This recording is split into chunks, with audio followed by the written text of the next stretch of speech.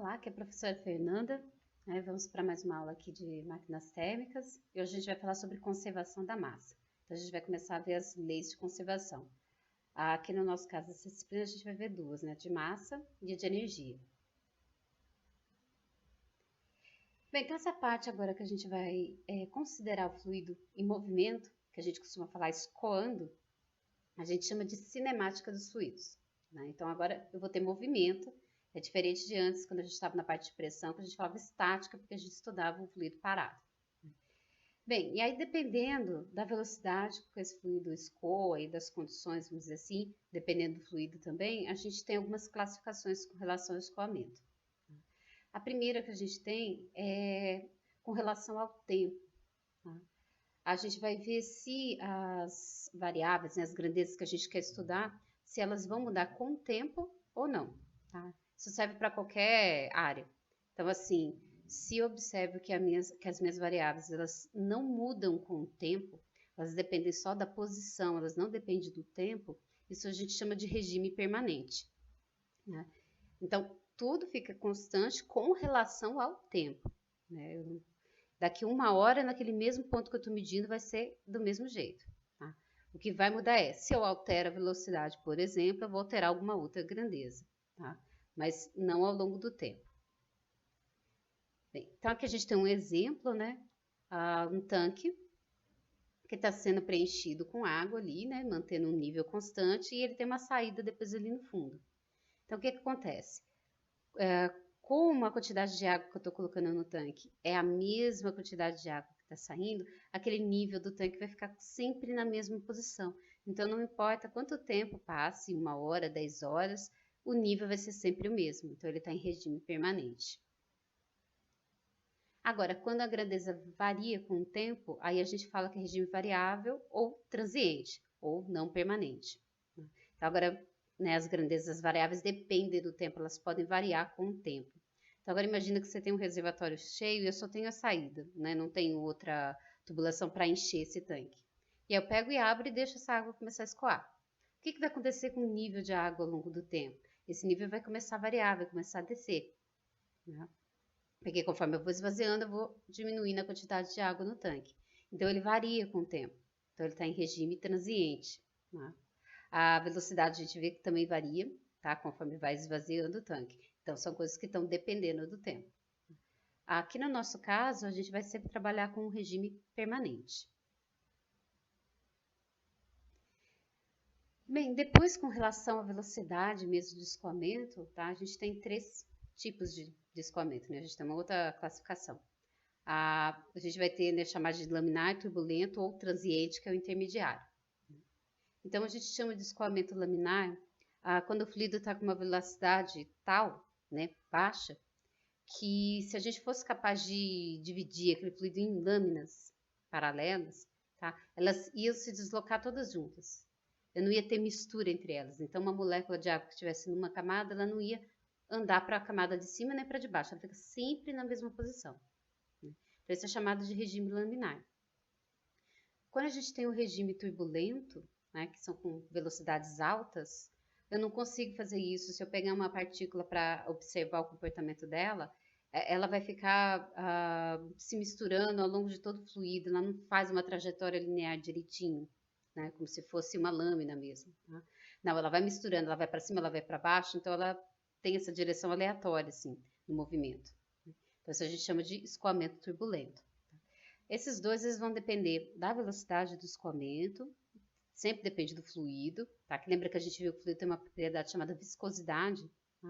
Então essa viscosidade ela tem muita influência aqui, tá? Se de acordo com a velocidade o escoamento vai ficar laminar ou não, né? Com uma velocidade mais alta ou mais baixa. E depende também, tá? Do acabamento do duto que esse fluido está escoando, tá?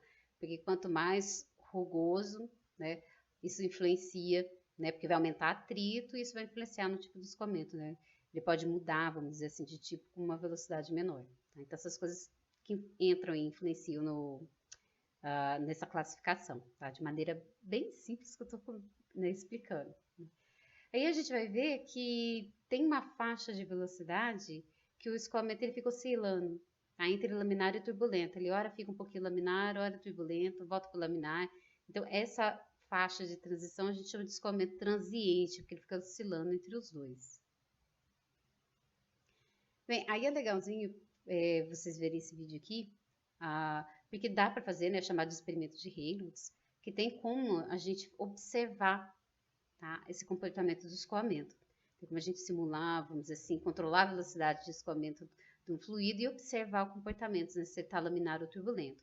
A ideia é você ter um tanque, uma determinada dimensão, né, com água, e aí dentro dele aqui, ó, né, num dutinho separado, a gente tem um corante, que aí a gente vai conseguir visualizar a partícula do corante escoando junto com a água. Bem, aí o que acontece, né? A gente tem um duto aqui, né, também transparente para a gente poder visualizar, tá?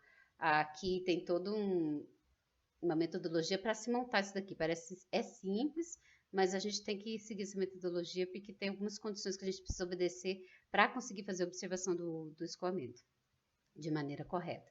Então, a gente tem esse duto transparente com um comprimento já calculado, tá? E aí aqui no final a gente tem um registro para controlar a vazão, ou seja, a gente vai controlar a velocidade com que a água vai escoar. E aí aqui, né, a gente também tem um registrozinho para poder liberar o corante para ele escoar junto com a água para a gente poder fazer a observação. Então, o que acontece, né, o que vocês vão ver no vídeo depois? Quando a velocidade está baixa, né, como a gente já comentou, o escoamento é laminar. Então, as partículas elas vão ordenadas numa mesma direção, em camadas, né, elas não se misturam entre camadas. E aí a gente vai conseguir ver o fio do corante certinho, sem se misturar com a água, né? Ele não se mistura. Conforme a gente vai aumentando a vazão, ou seja, a gente vai aumentando essa velocidade de escoamento, vai chegar num ponto, né, que esse escoamento vai começar a oscilar. Ele está laminar, de repente ele fica turbulento, volta a ficar laminar, ele dá de misturar. Então eu estou ali no regime transiente. Depois, quando a gente aumenta mais a velocidade, aí ele fica totalmente turbulento. Então, quando ele se mistura com a água, você já não consegue mais ver ele separado da água, fica já uma mistura. Então, é bem bacaninha de observar, tá? Então, isso aqui também, para qualquer fluido, a gente tem essa classificação, tá? De laminar ou turbulento. Isso aqui influencia muito nos cálculos. No nosso caso aqui, dependendo, a gente vai estar aí com o regime laminar ou turbulento, mas isso não vai ser o principal que vai pegar para a gente, não. Tá? Na parte de conservação de energia, o que vai pegar mais é que a gente vai ver a parte de atrito, de perdas de energia. Bem, é possível, tá? A gente calcular um parâmetro para poder fazer essa classificação. Saber assim, até aqui é laminar, nessa faixa é transiente e a partir dali é turbulento. Então, né, como foi Reynolds quem desenvolveu isso daqui, então chamado aqui de número de Reynolds. Então, ele vai aqui relacionar propriedades do fluido, a velocidade do escoamento, tá? E alguma característica da tubulação do duto que esse fluido está escoando, né? No caso aqui, se a gente pegar um tubo, vai ser o diâmetro. É o que a gente chama de comprimento característico do duto, tá? Então, massa específica que ele está relacionando do fluido, a velocidade de escoamento, diâmetro do duto, no caso de duto circular, e embaixo está em relação à viscosidade, nesse está relacionado a atrito, vamos dizer assim, a viscosidade do fluido. Então, quando a gente faz o cálculo igual está nessa fórmula, a gente encontra esse número, né? E aí, né, a gente consegue fazer essa classificação, essa separação entre regime laminar e turbulento. Tá? Se a gente pegar, né, esse exemplo aqui, né, água, um duto circular, tá? Em geral. Esse aqui é só um exemplo, porque mudou o fluido, muda esse número, tá? E mudam essas faixas aqui de valores. Se muda o duto, mudam essas faixas de valores, tá? Então, se a gente pegar ali, ó, né, nesse exemplo, Reynolds, se a gente encontrar um número de Reynolds menor do que 2000, eu estou em regime laminar.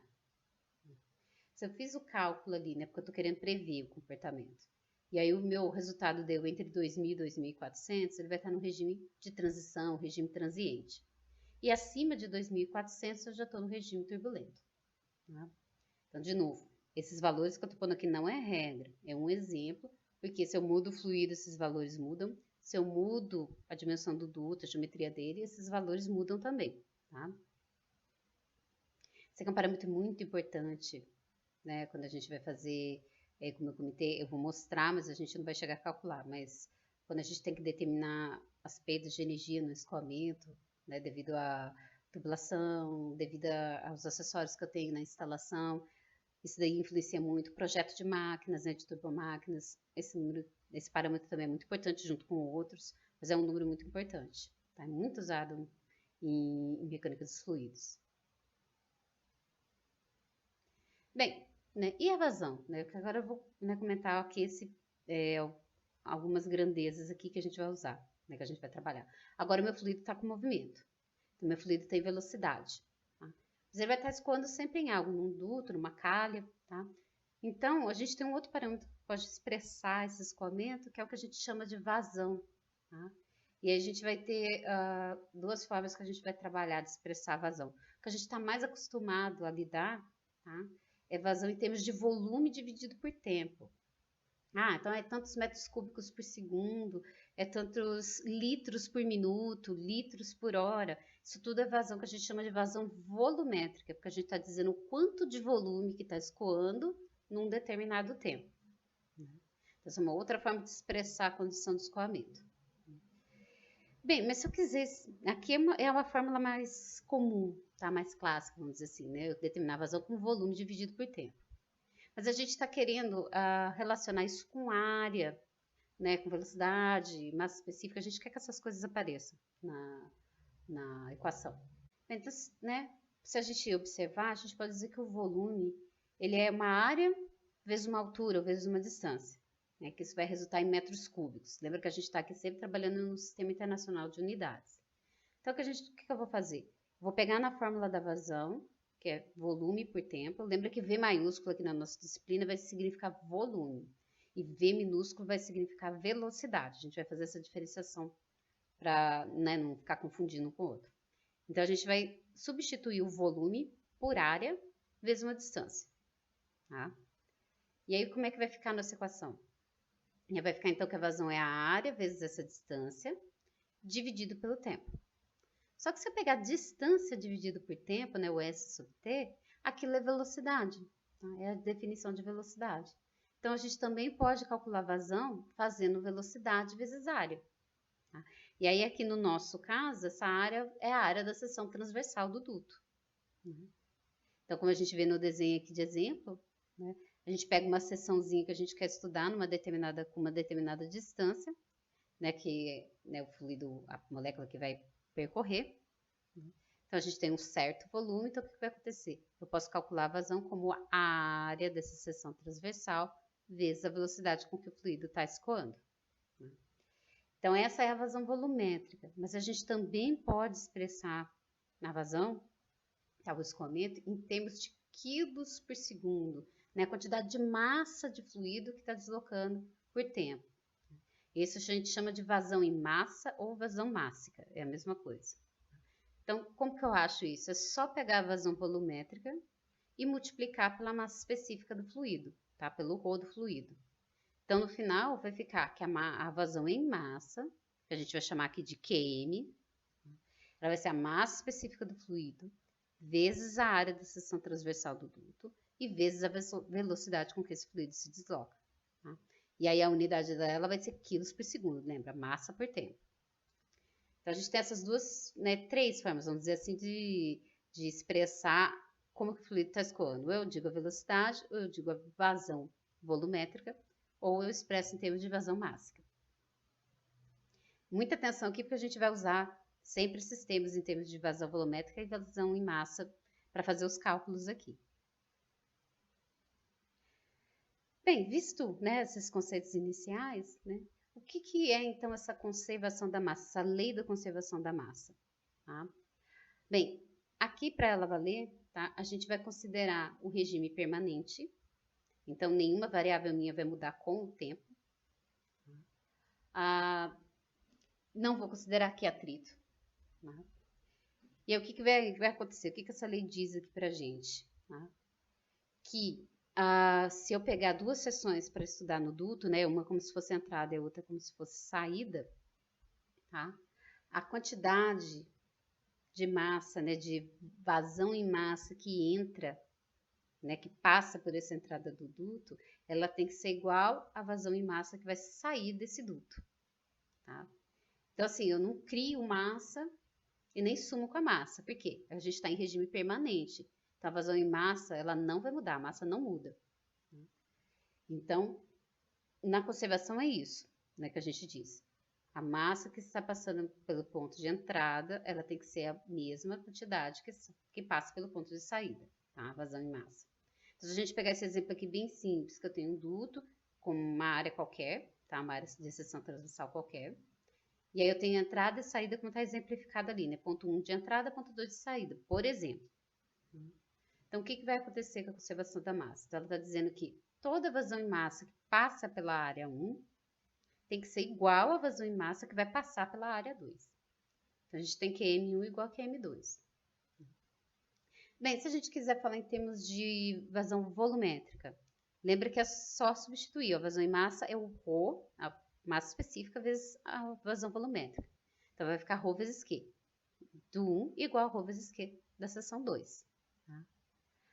Se eu abro mais ainda a equação, né, substituindo a fórmula da vazão volumétrica, aí a gente fica, então, que na entrada a gente vai ter massa específica vezes velocidade vezes a área da seção 1, e isso tem que ser igual a massa específica vezes a velocidade vezes a área da seção 2.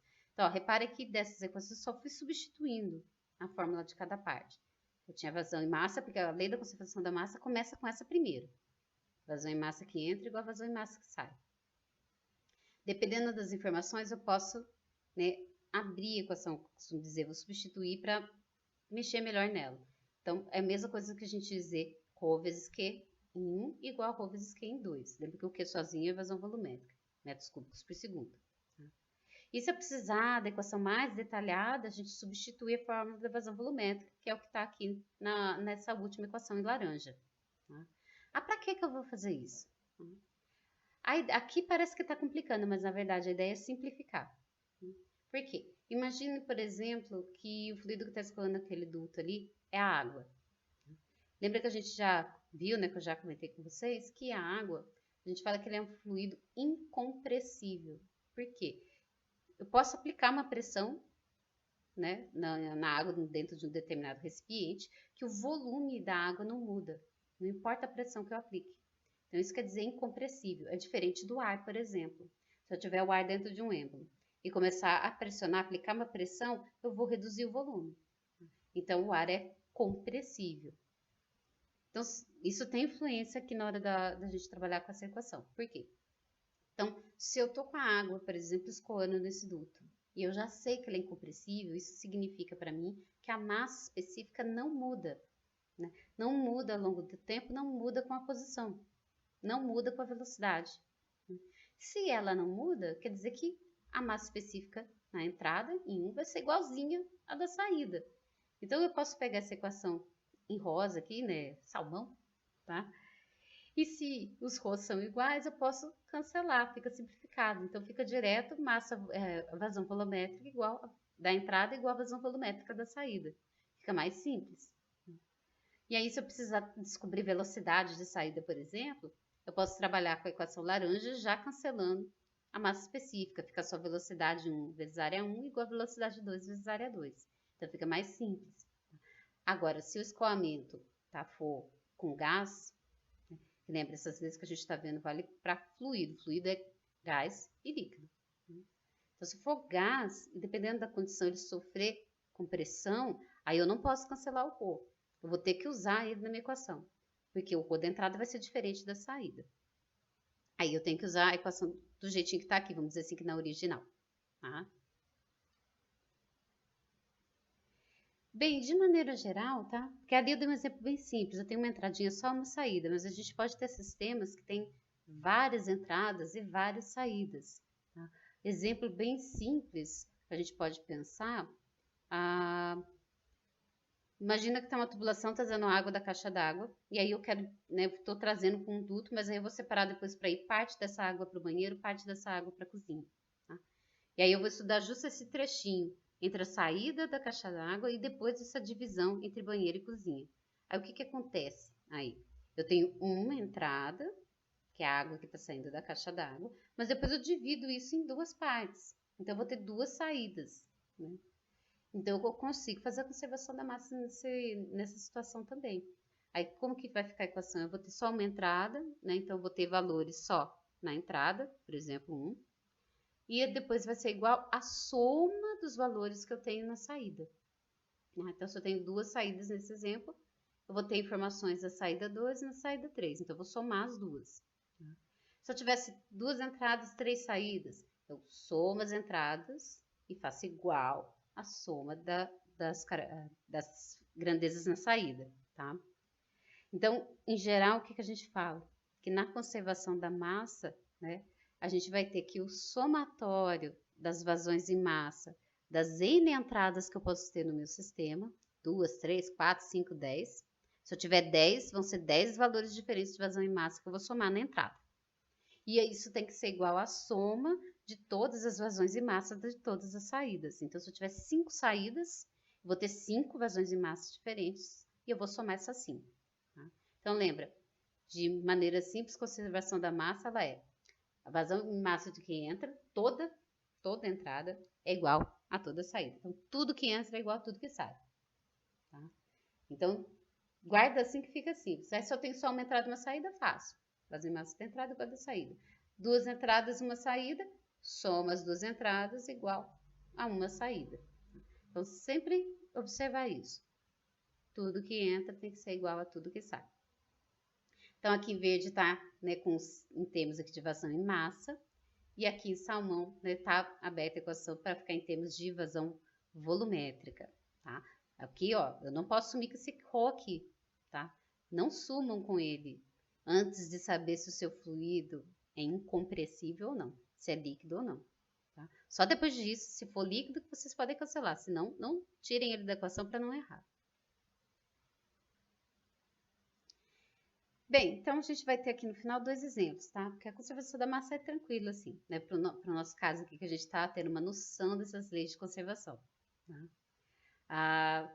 Bem, então depois vocês assistam o vídeo, vou dar uma explicadinha aqui, né? Desses 2 exemplos resolvidos que a gente vai ter. Então, esse primeiro a gente tem uma situação bem simples, tipo essa que eu acabei de explicar. Eu tenho um duto, nesse caso aqui meu duto muda o diâmetro, né? Eu começo com um diâmetro maior, e aí depois eu tenho na saída um diâmetro menor, que é o ponto 2. Tá? Então, eu tenho só uma entrada e uma saída, como a gente está observando aqui na figura. Aí, o fluido que está escoando aqui é o gás. Então, aqui eu tenho que ficar atento, porque gás sofre com pressão. Então, eu tenho que ver as informações do exercício para saber se a massa específica está variando ou não. Então, o exercício diz aqui para a gente que ele está escoando nesse duto, né? Um gás qualquer. E aí, a gente vai ter a área de entrada, que é no ponto 1, 20 centímetros quadrados. A área de saída no ponto 2 são 10 centímetros quadrados. Na entrada, eu também sei a massa específica do gás, que é 4 kg por metros cúbicos, e eu tenho a velocidade de entrada, que é 30 metros por segundo. Na saída, além da área, a gente sabe que a massa específica passa para 12 kg por metro cúbico. Tá? Então, o que aconteceu aqui, ó, de 1 para 2? A massa específica variou, então eu tive efeito de compressão. Então, eu não vou poder cancelar esse ρ na minha equação. Tá? Ele vai entrar na conta, porque ele está variando. Tá? E aí, o que a gente quer calcular aqui, afinal? A gente quer descobrir qual que é a velocidade de saída desse gás. Então, para encontrar, a gente tem que usar aqui a lei de conservação da massa. Tá? A gente monta a equação e determina a velocidade de saída. Então, depois no exemplo eu explico passo a passo aqui para vocês como que a gente faz esse cálculo. Bem, já nesse segundo exemplo, ele é parecido com o primeiro, tá? Só que aqui o fluido que vai escoar, né, vai ser a água. Aqui está um exemplo, né, numa figura esquemática bem simples, ilustrando um instrumento que a gente utiliza para medir vazão, que é chamado de, né, tubo Venturi. O que né, ele consiste? Ele é uma parte do duto que eu tenho uma contração, tá? Um bocal convergente, que a gente fala, e depois divergente, que é onde aumenta o diâmetro. A gente vai ver depois na parte de conservação de energia que quando a gente diminui o diâmetro, a gente causa uma queda de pressão, a gente causa uma perda. E com essa informação a gente consegue calcular a velocidade do escoamento, né, a vazão. Tá? Então, aqui no nosso caso, o que a gente quer, né, saber? Né? A gente vai estudar o ponto antes da contração e ali naquela seção mais fina que a gente chama de garganta. Tá? Antes da contração está sendo a nossa entrada e na garganta, que eu vou parar ali, né, vou pegar aquele ponto para estudar, ali vai ser a minha saída, porque o fluido está escoando, né, como a gente está vendo na figura aqui, da entrada à área AE aqui até a área da garganta, tá? Nessa direção. Tá? Muito importante observar a direção de escoamento, tá?